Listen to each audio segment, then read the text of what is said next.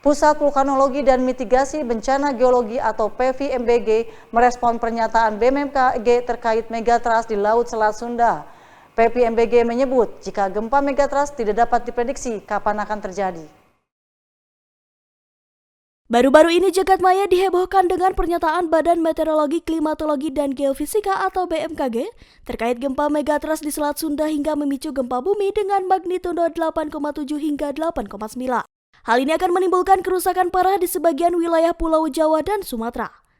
Menanggapi hal tersebut, Badan Geologi menyebut jika gempa megatrust tidak dapat diprediksi kapan akan terjadi.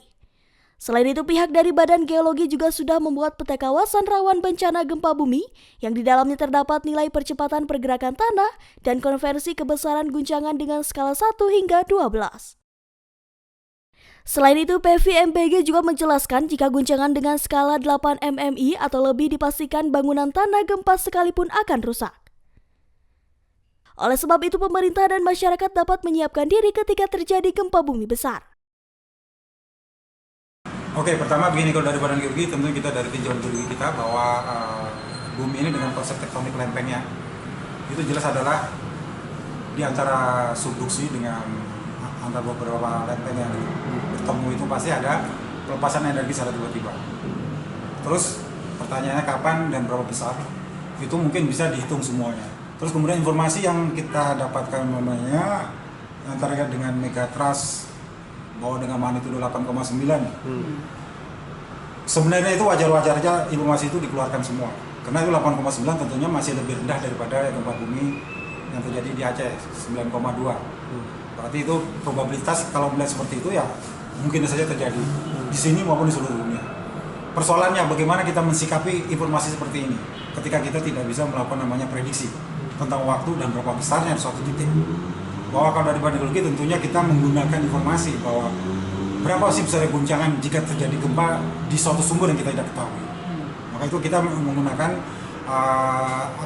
peta kawasan rawan bencana yang mempunyai nilai percepatan tanahnya dan konversinya ke dalam besarnya guncangan, yaitu MMI, yang skalanya dari 1 sampai 12. Jadi kalau umpamanya kita kena guncangan dari lebih dari 8, kalau kita mengatakan KLB-nya berwarna merah, itu artinya bahwa bangunan dan gempa pun juga bisa mengalami retakan. Terus maknanya apa? Maknanya cuma satu sebenarnya. Bagaimana kita menyelamatkan diri yang rata-rata gempa itu yang harus kita waspadai 10 detik pertamanya. Jika bangunan itu disesuaikan dengan peta kawasan rawan bencana yang kita keluarkan. Di sisi lain, PVMBG menyebut megatrust ini merupakan penunjaman bagian atas dan kedalaman kurang dari 40 km.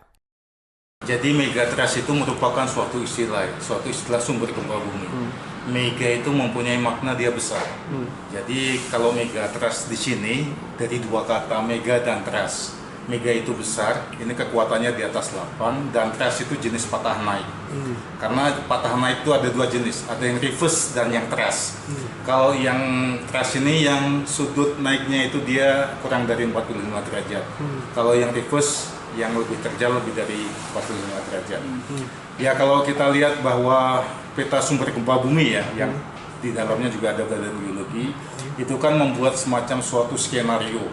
Jadi gempa-gempa megatrust, gempa-gempa akibat penunjaman, di mana megatrust ini merupakan penunjaman bagian atas. Kedalamannya kurang dari 40 kilo. Kalau kedalamannya lebih dari 40 kilo disebut gempa intraslab. Dan dua gempa ini sama-sama berpotensi merusak. Seperti kasus-kasus gempa di Cianjur, kemudian di Garut, itu juga gempa-gempa intraslab yang di Jawa Timur juga sifatnya merusak. Nah, sebenarnya angka-angka yang ada di peta sumber gempa nasional tadi itu kan merupakan semacam perkiraan maksimal ya. Apabila dia melepas misalnya megatrust Selat Sunda itu 8,6, megatrust Jawa Tengah itu 8,6 dan sebagainya. Itu perkiraan untuk skenario sebenarnya, untuk upaya mitigasi. Badan Geologi menghimbau agar masyarakat tidak panik dengan isu megatrust di Laut Jawa Selatan dan Laut Barat Sumatera. Di samping itu, pihak PVMBG dan Badan Geologi akan terus berkoordinasi dengan pemerintah untuk memitigasi masyarakat.